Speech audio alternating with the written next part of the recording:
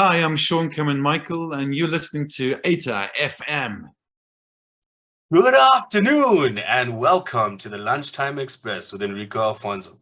Joining me today is the amazing actor Sean Cameron Michael, and he stars in the first Afrikaans language-based Netflix show that's coming out soon. So I wanna hand you over to him. Hello, Sean. How's it going? Hey, man, how's it going? Good. Awesome, man. And I just want you to tell everyone, sort of in your own words, what is the series about? Like, what can people expect from this first Afrikaans based, series for Netflix? Yeah, I mean, LUDIK is about the story of a South African furniture salesman named Don LUDIK, who's played by Hollywood icon Arnold Vosloo, a character who comes from nothing, but he's built his own empire in Pretoria East, and he has a secret that is connected to the underworld, and that's where my character, Arend Brand, comes in. So it's a skop-skiet-en-donder, very complex action drama set in South Africa, in Pretoria. Wow. Okay, and what do they mean by skop-skiet-en-donder? Just like tell everyone what that actually entails. It's a action, lots of action, lots of violence. Wow, okay. I sort of In like Pretoria East, so this is taking place in Pretoria. Oh yeah. Wow. A furniture salesman in a skop-skiet-en-donder action violence. Yeah, I mean, I sort of liken the show to the South African version of like the American Ozark or Ray Donovan. Oh, So it's wow. in that kind of vein. Yeah. That's actually brilliant. Thank you for mentioning that. I love it when somebody's like brings up something that's similar that other people might like and want to get into this too. That's great. Thank you. Definitely putting Yeah. that in the Netflix Watch Club. Okay, and how did you get involved with the series?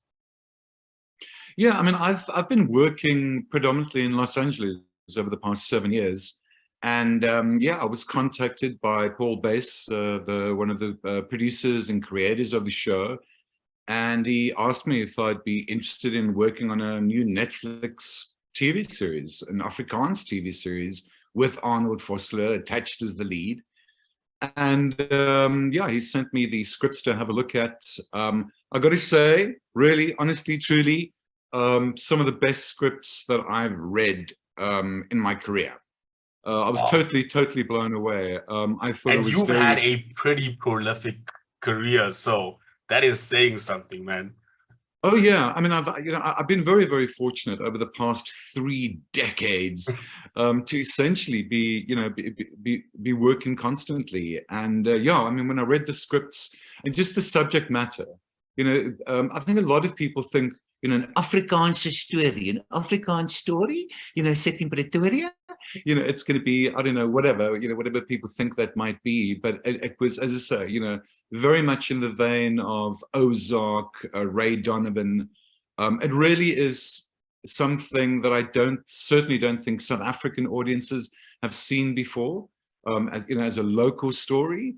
And I think it's going to be very exciting and interesting for an international audience to watch something like this. And I think it's such an amazing also cultural thing for Afrikaans people to also get some representation here with this film. But also, it's got, the likes of Anele who's producing it as well. So, it's saying something. There's like a lot of like push and there's a lot of good energy behind this, and that's what I love. So how does it feel? Yeah, sorry. Yeah, it's also one of these things, very often, people will think about, especially, when I've been in the States, people will ask me, about South African television or South African film, and obviously, the first reference for international audiences, would be, let's say, Nelson Mandela or apartheid or politics or something along those lines. Sociopolitical, yeah. Yeah, and LUDIK maybe touches on that and touches obviously, on South Africa today, but it really isn't a politically, racially driven story about the angst of, the history of South Africa. This is a very sort of modern retelling, and actually very woke series in that with a very, you know, complex, diverse bunch of characters. So it really is one of those stories that I think it doesn't matter where you're sitting in the world, when you tune in to watch the show, you'll definitely be able to relate to one or two or a couple of these characters in, you know, in these storylines. Brilliant. And absolutely, I love that, man. I mean, That is cool. also, as you were saying, for Afrikaans audiences, I think, you know, for Afrikaans storytelling to be able to be broadcast in 190 countries to over 200 million viewers on Netflix, that's incredible. That's really, really exciting. Never been done. And Let's say it like that. yeah, no, it really is. It really is a sort of a, you know, a landmark moment in the history of Does South it African does TV it and does it film. feel like that for you to be like a part of this Netflix, you know, like the first Afrikaans sort of based language-based series? How does it feel like for you? Does it feel like a landmark? Well, I mean, earlier this year, you know, I had worked in a show called Debale for CakeNet, and in that, it was actually the first time that I played, you know, a strong supporting lead or antagonist, where the majority of my dialogue was in Afrikaans, and Afrikaans isn't my first language. I was going to character ask that though. Is it your forte? and the character was Dutch, so it was Afrikaans with a Dutch accent, and he was also Russian as well. So that was really, really, you know, a stretch. But you know, when this role came along, you know, playing Arend Brown in this predominantly Afrikaans TV series, we actually decided to make the character Irish. He was originally written as an Afrikaans character, and then the producers and directors, they'd actually seen me in an American remake series of MacGyver, where I played an Irish character. And they said, but that actually might be really interesting to have this sketchy Irish businessman coming to South Africa and You are causing havoc intimidating. In the trailer, you Pretoria. are intimidating. Can I just say that? Like I don't even recognize the smiling guy in front of me right now. It was that guy on screen was like, you think he'd take your leg out or something if you look at him. Oh man. I mean, yeah, it's really interesting. I mean, I played this character called Percival Arend Brown, who, yeah, I mean, he's this Irish businessman who's moved to South Africa and he's got heavily involved, like in the underground mafia, busy controlling the country. And yeah, so his name's Percy Brown, but he then gets nicknamed Arend, you know, like an eagle soaring over his new territory. And yeah, I mean, he basically becomes aware of Don Ludik's dodgy business dealings. And yeah, Arend ends up threatening and blackmailing Ludik to get, you know, to go into business with him. So yeah, and it was a very exciting character to play, also within the context of a predominantly Afrikaans South African story. That is, I love how he fits into the story. I think that's so powerful, and especially with the name connotation, it's like amazing. Yeah. Okay, so what were like some of the challenges that you faced? I mean, besides the Afrikaans, you know, and trying to get that worked in there. Yeah, I mean, you know, as you mentioned earlier, you know, I mean, I've played lots of baddies over the years, and it's always interesting for me when I take on a new role to try and bring something new, to, you know, try and bring something new, try and bring something fresh. And so for me, it's always very much about, you know, the world, you know, that we created with Ludik, and where my character could fit into that world. If, you know, exactly how much of a baddie or a psychopath could I be? You know, do I want to bring in some sort of quirky comedic element to it that's not going to pull focus, but if anything, you know, give something, you know, for the other characters to work with, to play with. For me, it was very challenging, and it was very exciting, obviously, to work with Arnold. Arnold Forster and I had worked together a couple of years ago on an American series, which we shot in Los Angeles, called Criminal Minds Beyond Borders, which was with Gary Sinise. So even though, you know, we were both working on that show, we never actually had sort of one-on-one scenes together. And so Oh, that was, you know, the really big sort of draw for me was to actually now have these one-on-one intense scenes with the Hollywood icon Arnold Vosloo. wow. And I've got to be honest with you, you know, having worked sort of prolifically, you know, in South Africa and also in the States, when I, you know, my first day on set, you know, working with the South African cast that the producers and directors had sort of put together, which I think was like something like 58 cast members. But for all these other actors, you know, your Zayn Mias and your Rob van Vuuren, you know, all these actors who had also been, you know, working prolifically in South Africa, Hmm. they really, really brought their A game, because they, you know, this was a big deal for everybody. You know, Yes. 190 countries, 200 million viewers. You know, this is, you know, the first South African Afrikaans TV series. You know, everybody really brought their A game, and But I mean, I think the it big also sort of lends, standout. I think it also lends to credence of their experience, you know, that they've Oh been here, yeah. they've been doing it, they've been going through all those opportunities, and then now they finally get this massive stage to play on that, you know, they can really Exactly. open up to that experience. And I love that. Absolutely. I mean, you know, Rob van Vuuren and I have known each other for years, and but I've always essentially known Rob, you know, as a stand-up comedian, and so I'd never, you know, I'd never worked opposite him, and certainly never really seen him do any sort of dramatic work. And the character that he plays in LUDIK Netflix is really, really an incredibly intense character. I mean, nobody has seen Rob do this kind of work before. And there was one Yes, that's what particular I like to scene. hear. Now we can't wait There to was see one it. particular scene, sort of near the end of the mini series, Uh-oh, wait, should where we say spoiler alert? no, no, it's not a spoiler alert. I'll just say that Rob and I do have a scene together. Mm. And when we did a rehearsal, Rob delivered this performance, and I was like, "Oh, yeah, machtig.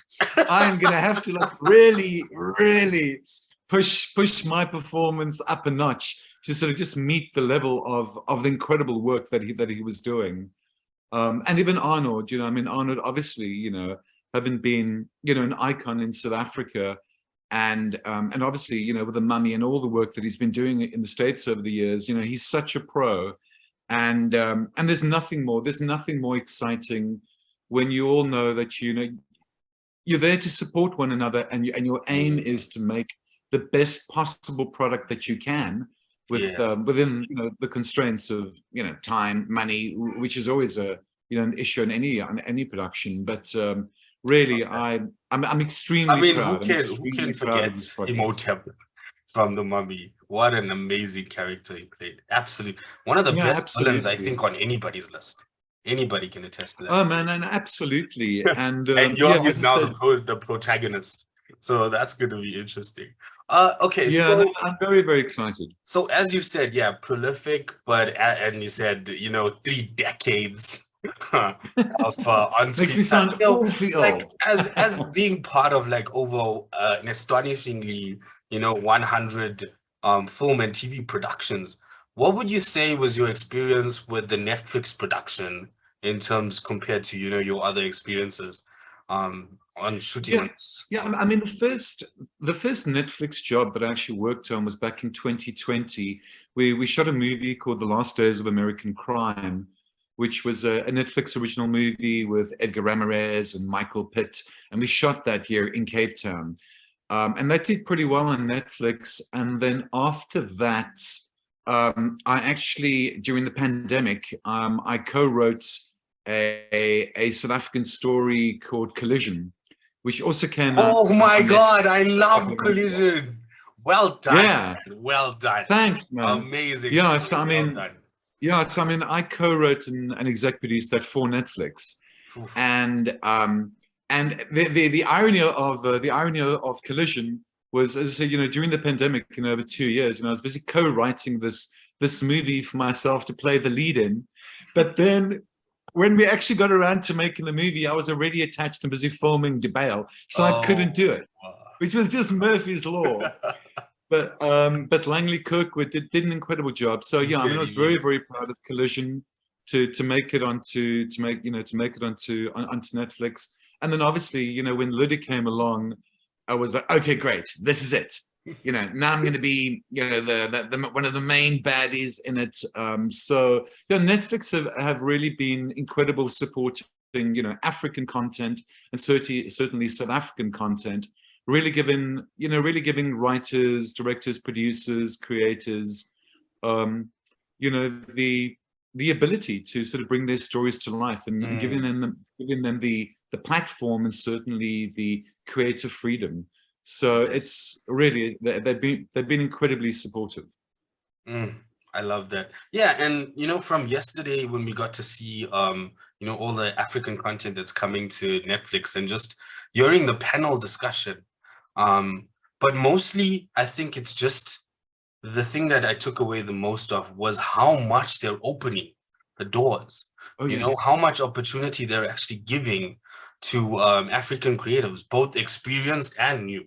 You know, they're looking for both, and I just love that. And it's so amazing to find out things like this, where that you've been involved with one of my favorite action films of the year. So thank you so much for that. Oh, That was a cool, man. brilliant story. The xenophobic arc in that movie was so beautiful, and it's like untouched. You know, it's like in the middle of this action film, and you have this message that is so important.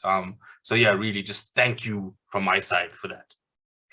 Oh no, cool. I mean, you know, I think, you know, I mean, you know, somebody was asking me the other day, but why suddenly now? You know, is the rest of the world suddenly so interested in South Africa or in Africa? And I think what it is, I think, you know, with movies, you know, the subtitles movies from foreign countries that are suddenly winning, you know, best Oscars.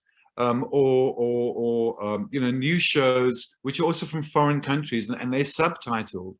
You know, I think international audiences are realizing, especially American audiences are realizing, oh, there are other countries in the world. Exactly. I mean, that's why Squid Game became so famous. Exactly. Because Korean television was just picking up all the time.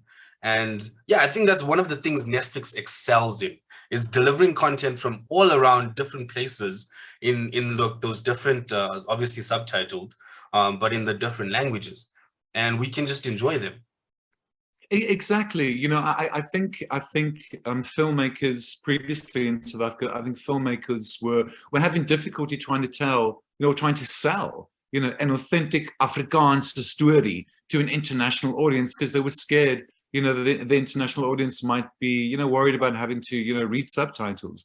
But obviously, you know, Netflix, you know, does dub a lot of their series, their international series and movies. So for audiences who don't speak Afrikaans, but who still, let's say, want to hear it and watch it in the authentic language, you know, they can do so with subtitles. And if they don't want to read subtitles, then they can just watch the dubbed version. Exactly. But I think Netflix has significantly proven that people actually love watching it in the original language with the subtitles. Exactly. And it doesn't and I really hope they do. You know, the Afrikaans language, is so beautiful and so guttural and so authentic and special. And I really do hope, you know, that LUDIK does open doors for more Afrikaans series, and certainly for a season 2, 3, 4, and 5 of LUDIK. Yes, we are hoping for that. Don't worry, we're going to be having a watch party with the entire watch club. So we will be there. Cool, man. The whole movie. So last question before I let you go. If you had just one nugget of wisdom to share with other creatives out there, other actors, and as well writers now, which is what you're great at, just share with people there that are trying to, you know, make it in this industry, what would you say?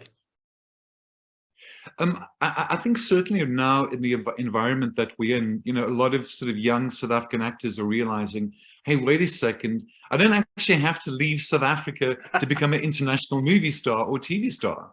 You can actually stay in this country because the work's coming here. And the work's coming here because we've got some of the best locations in the world, some of the best actors, you know, so talent and crew.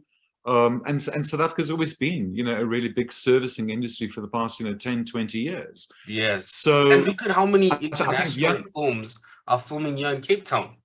They're coming here absolutely. to show film for us. The Resident Evil new series that came out, One Piece, all different types of international productions that are coming here. That just says it all. Yeah. Of course, you know, so my advice to young actors is really, you know, follow your dreams, you know, try and study, you know, work hard, try work in different fields within the entertainment industry, and, you know, just sort of follow your dreams, and eventually, you know, the stars will align, and, you know, your dreams can be realized. But you know, it's not, yeah, you know, it's not about overnight success with anything. You know, it's, you know, work hard, and what, you know, what luck is hard work meeting opportunity. Yes. And there's certainly many opportunities within this country. So absolutely, wholeheartedly you know, believe in patience and building your foundation, you know, having that there, and then eventually that takes off, that lights the way. You don't need a magic feather, or you don't need to jump a magic wand. Yeah, or you don't need to like go fast and furious, you know, to catch up to something. It will come. You just have to be patient. Yeah. So thank you so much for that beautiful wisdom. I loved it. Cool, man. And really, it's been amazing chatting to you, man. Wonderful. Cool, man. Thanks so much for the opportunity. And yeah, I mean, we'll see you guys on 26th of August, Netflix. Awesome. Man. Okay, awesome. Thank you so much for joining me on the Lunchtime Express with Enricoh Alfonzo. I truly do appreciate everybody who's listening in and tuned into the amazing interview with Sean Cameron Michael. What a wonderful actor. Got to check out the show, but I will let you hear it from him. Let's just get a quick shout out from Sean about his new series coming out. All right. Hi, I'm Sean Cameron Michael. You can catch my new TV series, LUDIK, on Netflix worldwide on the 26th of August.